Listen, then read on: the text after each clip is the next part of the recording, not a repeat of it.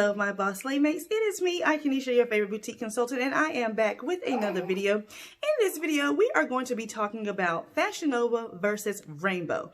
And what I want to talk about with them is that one main thing that a lot of people do not know is that they use a lot of the exact same vendors. I know what vendors Rainbow uses, and I know what vendors FashionNova uses, especially for their jeans, because I use the same vendor for my jeans.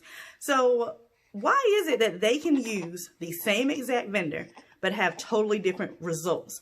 And what I want you all to think about is, I am in several different groups on Facebook, and I see different boutique owners asking the group where they can find this boutique's item. Where can I find this particular boutique's item? I saw this Instagram boutique selling this. I want to sell this too. So they will find out, you know, what vendor they're using, and they go get it and they put it in their boutique, right?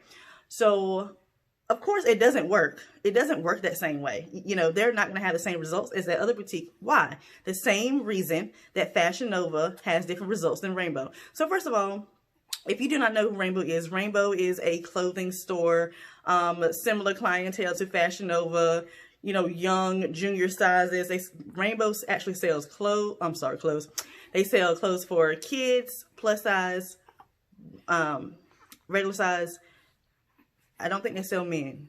I don't think so. I've never seen men in any Rainbow store, but they are mostly just brick and mortar. They do have online, but I don't know how long they've had online. They've had it for a while, but I just don't know how long. Whereas FashionNova, as you all know, is online. They started up, you know, Instagram. I know they had 2 stores at one point. I don't know if they still have both stores or they just have one. I'm not entirely sure what they have now in terms of a brick and mortar. So now you all know who both are, but number one, FashionNova and Rainbow have 2 totally different reputations. From the area that I'm from, Rainbow is known as like the ghetto store. Like, you don't go there. But I have noticed that in other neighborhoods where they're a little bit more diverse or a little bit more white in that area, everybody shops there. It's not known as the ghetto store or whatever. So I think it just all depends on the area. But still, their reputation is different. You know what I'm saying? So reputation, how did that happen? Well, that comes into the second thing. Branding. Branding. We have been talking about branding for I don't know how many videos, and I always try to preach to you guys the importance of branding, and that it is way more than just a logo and some colors. You know what I'm saying? So, FashionNova, they did their marketing, which I'm going to tie in with the branding. So we're going to go into all of that too. Their marketing and their branding. They are known for their jeans. They're known for the sexy, you know, if you put this on, you're going to get all eyes on you. You're going to be sexy. When you see their models, you want to be them because of how their bodies look. And then of course they did the smart thing, because I read up all about FashionNova's history, and they got regular people as well as reality stars to market their clothing for them. So they did the marketing. They didn't really do the marketing. The ambassadors did the marketing. So if you think about it, when you have regular people advertising for this brand, their friends are going to want to know, you know, oh, she got that on. I need to go check this out. You know what I'm saying? It ignites curiosity. That girl looks great. She's just a regular girl. Let me go ahead and see what she's advertising. You know what I'm saying?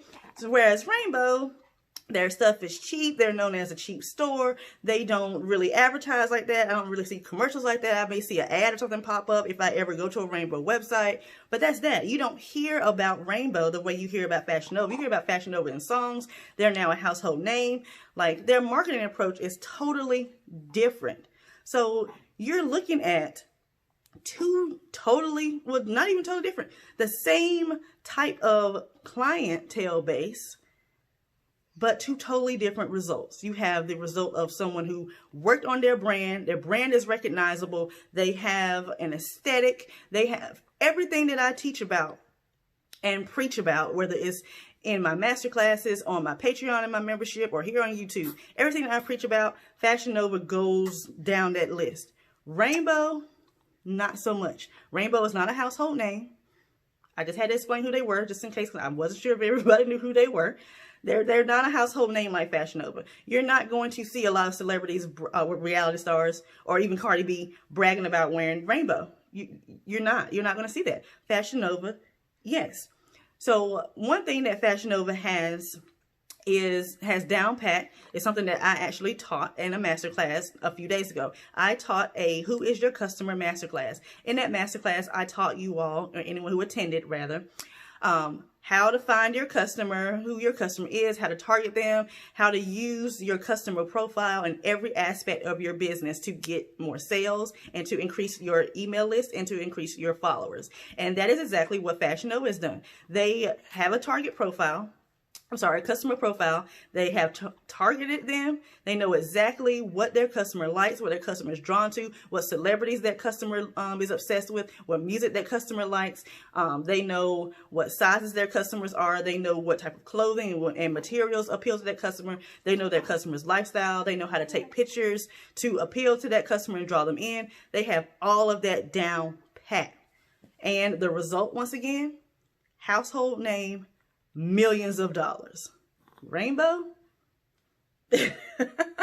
Totally different. You all get what I'm saying? So the moral of this story is that you need to have your branding down pat, and you need to know who your customer is, create your customer profile, and use that in every aspect of your business. You need to know who your target customer is, and if you do, you can easily draw customers to you and increase sales. It's as simple as that, because when you know who your customer is, you can take the right pictures. I mean, everything falls into place. And I had someone say that after they took my class on, a few days ago, that after I explained all of those things about how to find your customer and how you tie it in, she was like, she just didn't understand how she didn't come up with that herself, why she didn't figure that out. And a lot of people don't. You just think that you're just gonna, slap some stuff together and you're gonna get on Instagram and people are gonna find you. And if you have the same clothes as so-and-so, the same clothes as FashionNova, people are gonna buy from you. And it doesn't happen, because if Rainbow has this particular dress and FashionNova does,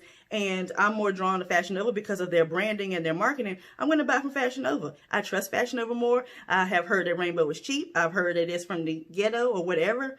Not saying this is what I've personally heard. I'm giving you an example. So, of course, I'm going to buy from FashionNova. Same thing, if we're comparing FashionNova to your boutique, I've never heard of your boutique. I don't know how many people have shopped from there. I don't know how your quality is. Your pictures are vendor pictures. You don't have models that look like me or that will appeal to me or that makes me want to be like her. So I'm going to leave your Instagram page and go straight to FashionNova's site. Period. So this video was short because it wasn't a whole lot to talk about, but I just wanted to get it out because I want you all to see that you can't be like every other boutique. You have to stand out. And like I said in my class, you have to put the U in unique for your boutique. So you can't be like everybody else. What is it about you and your boutique that stands out that makes your customer want to shop with you and be loyal to you? Figure that out, okay? So obviously I've already taught that customer masterclass. If you would like to view that masterclass, it's about an hour-long class, let me know. There are two different ways you can get it. One, you can just ask for it, and I can send you, well, I'll have the link in the description box. I forgot, I have a new website now. You can get all of my digital products on one website now. So that link will be in the description box if you want to just get that masterclass by itself. Or you can become a member of my Patreon, and when you become a member, you will have access to a bunch of masterclasses, vendor lists, guides, checklists, vendors that I come across and let you all know about. I do live sessions, I do one-on-one sessions, all of that stuff for a monthly fee. So you can check that out. That will be in the description box linked as well. So next video, we are actually going to talk about Instagram insights, and I'm actually going to be doing a video on my Instagram TV about insights as well. So make sure you all follow me on Instagram, because I do give out free boutique tips on Instagram that I don't talk about on here. And I also give out Instagram growth tips that I don't really talk about here on YouTube either. So make sure you follow me on Instagram. That link will be in the description box as well. Sorry, he's all antsy. He is moving all around and stuff. So yeah, Make sure you all follow me on Instagram. That link will be down below. Make sure you like, share, and subscribe. Turn on notification bells so you know when I post my next video. So we can talk all about how to use Instagram Insights to grow your page. All right, you guys. See you all next time. Bye.